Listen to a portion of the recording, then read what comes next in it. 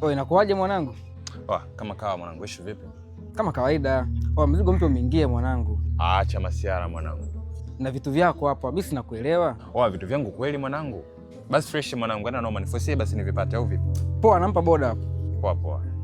Hapa ni mcheki Kevo hapo. Oya Kevo vipi? Wapi hiyo? Njoo chap shop hapa, kuna mzigo mpelekee mteja. Chap mwanangu, chap. Kama kaa.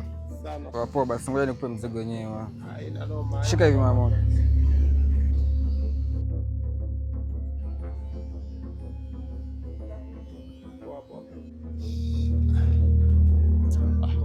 Nakwaje mwanangu? Ndio mzigo. Kwa mwanangu hapa delivery shilingi ngapi? Hapo buko man. Tumeshangaa sana.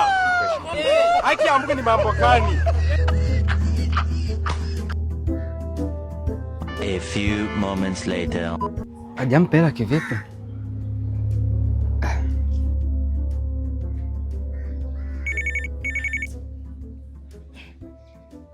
Oya kaka.